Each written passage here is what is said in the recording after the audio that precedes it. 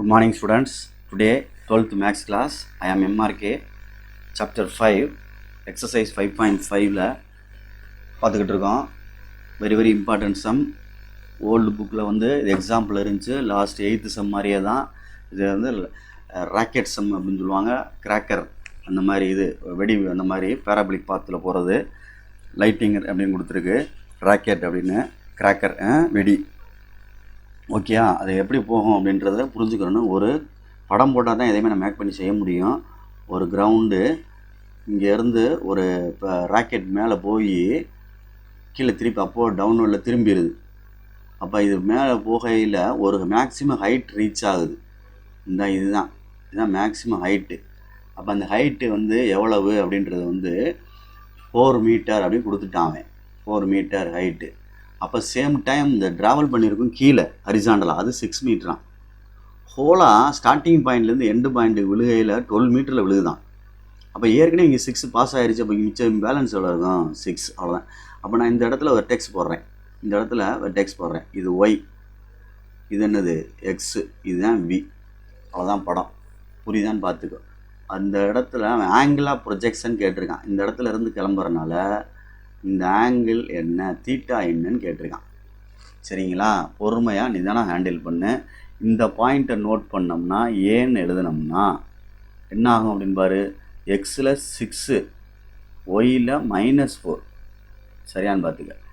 இதில் எக்ஸ்லேயும் -6 தான், ஒயிலையும் என்னது -4 தான். லெஃப்ட் சைடில் இருக்குது தேர்ட் குவாட்ரண்ட். ரைட்டு. இந்த பாயிண்ட்டை என்ன வச்சுக்கலாம்? ஏ டேஷ் அப்படின்னு வேணால் வச்சுக்க. இதுதான் ஆங்கிள் ஆஃப் ப்ரொஜெக்ஷன் உள்ள point.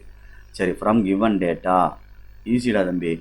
From given data parabolic path is given data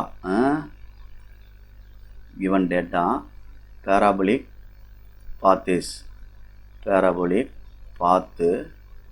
is open downward.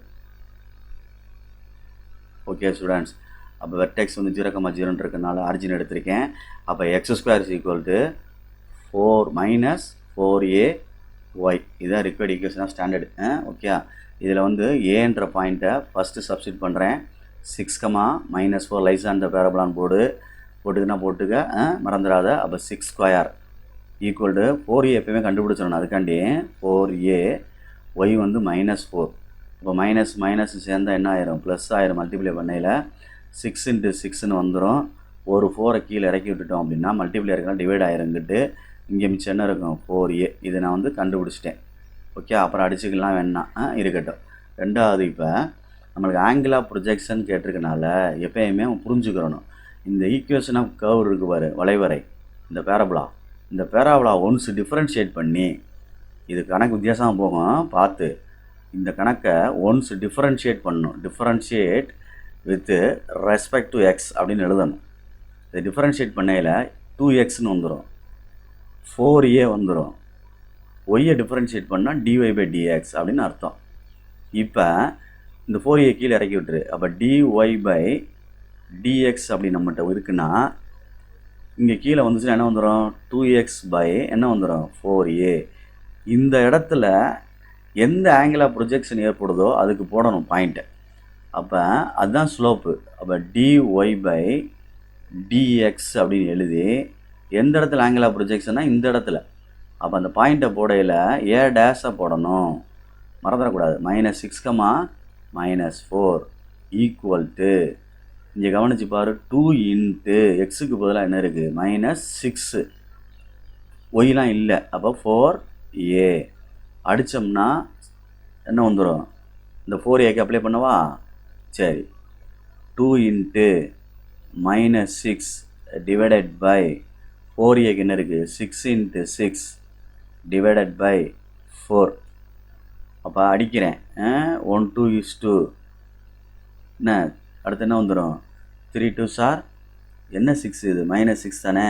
Okay, right. இது -4a இல்லை பேரபுலா மறந்துட்டோம் பார்த்தியா? அப்போ இங்கே ஒரு மைனஸ் இருக்குது பாரு. மைனஸ் விட்டுறாத. மைனஸ் விட்டுனா அவனுக்கு மிஸ் ஆகும்ல. மைனஸ் இங்கே என்ன இருக்குது? மைனஸ் இருக்குது, மறந்துடக்கூடாது. இங்கேயும் மைனஸ் இருக்குது அப்படின்றத மறந்துடாத. சரி, ஈக்குவல் டு மைனஸ். அப்போ இந்த மைனஸ் சேர்ந்தால் ப்ளஸ் ஆயிரும். 1 2 is 2, 3 2 சார் 6, 1 6 ஆர் 6 6, இது மேலே போயிடும். அப்போ ஆன்சர் என்ன வருது? 4/3 அப்படின்னு அர்த்தம். இதாண்டா தம்பி எம்னா ஸ்லோப் அப்படின்னு அர்த்தம், சாய்வுன்னு அர்த்தம் தமிழில். அப்போ angle of let theta be the angle of projection அப்படின்னு சொல்லுவாங்க. Theta be the angle of எரிகோணம்னு அர்த்தம். Angle of projection, angle of projection எரிகோணம் அப்படின்னு தமிழில் சொல்கிறது. சரிங்களா சொல்கிறது? அதுக்கு வந்து எம் ஈக்குவல் டு டேன் தீட்டான்னு போட்டினா theta equal to tan inverse of M, tan inverse of M. அப்போ என்ன வந்துடும்? Tan inverse of, assault answer வந்துருச்சு பாரு, 4/3. அவ்வளோதான் theta equal to. Okay students, இது 5 mark question, very very important old sum. So please கேர்ஃபுல்லாக அண்டர்ஸ்டாண்ட் பண்ணி, ஒன்றுமே இல்லை 2 பாயிண்ட்டை கண்டுபிடிச்சேன், உனக்கு அசால்ட்டாக தெரியும். இது டிஃபரன்ஷியேட் பண்ண மட்டும் கொஞ்சம் கற்றுக்கிட்டு எந்த பாயிண்ட்டை போடணும்னு பார்த்துக்க. ஆங்கிள் ஆஃப் ப்ரொஜெக்ஷன் பாயிண்ட்டை தான் போடணும், போட்டு ஆன்சர் எடுக்கணும். Okay student, thank you.